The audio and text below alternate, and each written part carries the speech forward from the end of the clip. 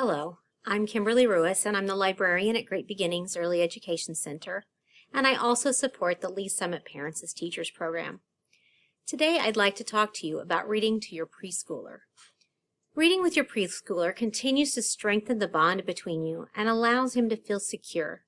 It's a moment that the two of you can share and connect over a story. Taking time to read together also shows that you value reading and learning. And while there are lots of things you can do when reading, it's important to remember that every story doesn't need an official lesson. Just reading for reading's sake is not only good enough, but honestly, reading for pleasure is a powerful lesson to be learned as well. In those reading moments when you want a little spin on it to grow your little one's brain, here are some of the ways you can do that. To build number sense, you can count what's on the page together.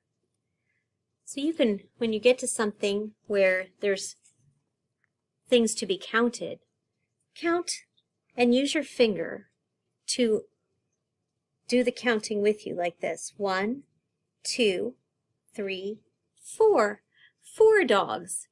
Counting and pointing like that helps build the concept of one-to-one correlation.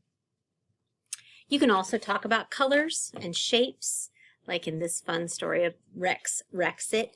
So you can flip to, as you're going through and you're on a page, you might say, where's a red rectangle?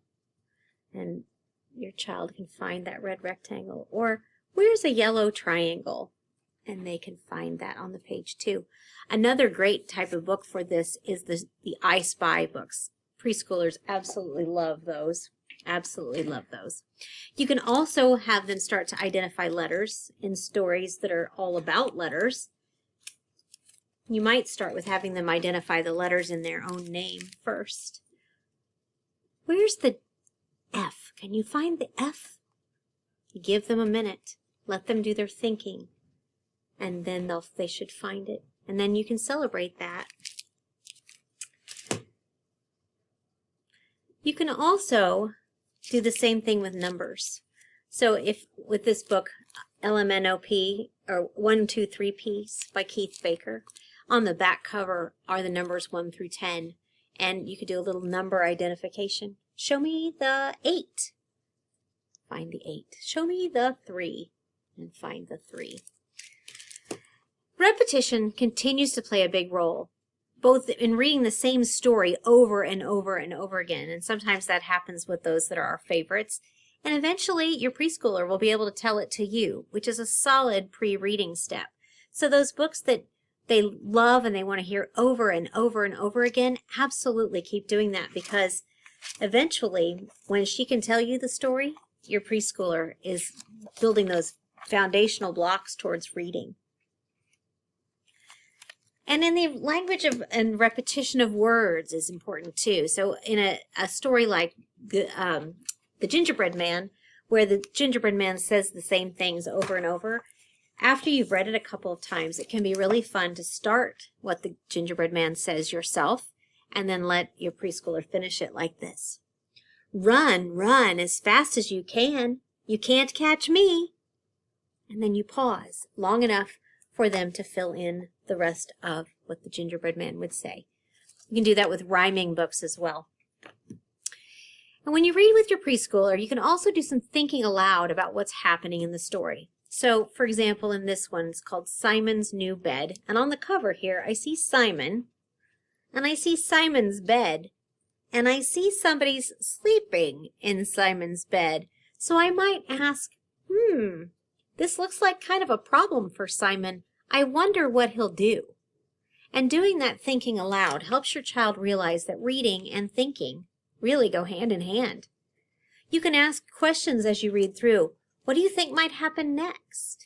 Or if there's a particular page where a character is clearly feeling something, you can ask, how do you think he's feeling? Let's look at his face and see if you can begin to identify some of those feelings that characters have. That helps your child understand even more clearly what's happening in a story. And you can even think through, how could Simon solve this problem? Simon's got his bed has been taken over by this adorable little Siamese cat. What's Simon going to do? And you can brainstorm and think about options before you ever even read the story. And then if some of your predictions were right, that's awesome. And if they were wrong, that's okay too. That's a moment for you to say, oh, I thought Simon was going to chase the cat, and maybe Simon never chases the cat. So you could correct that thinking in your head, which is a powerful lesson too. As your time together reading grows, you will notice that your child will want to take charge of the book. And that's okay, let her hold it. Now, if she's got it upside down, just gently turn it right side up. If he wants to turn the pages left to right, that's okay at first, but when you get a chance, model that pages typically go from right to left. Those book handling behaviors can be easily modeled and taught. But as I mentioned at the beginning, what's most important is to genuinely enjoy yourselves. Use silly voices. Make sound effects. Take time to marvel at the pictures. Read those favorites over and over and over again and find new books to love. And remember, reading doesn't have to be expensive at all. The public library is a treasure trove of books to borrow. And if you're unsure about which ones to choose, ask a librarian. Trust me, we love to help find books for readers.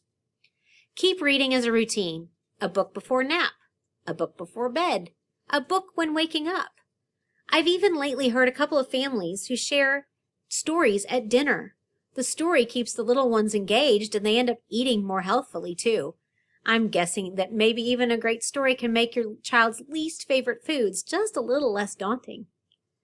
Reading can be a part of all pieces of the day, and it's such a powerful way to prepare your child for school. I wish you happy reading.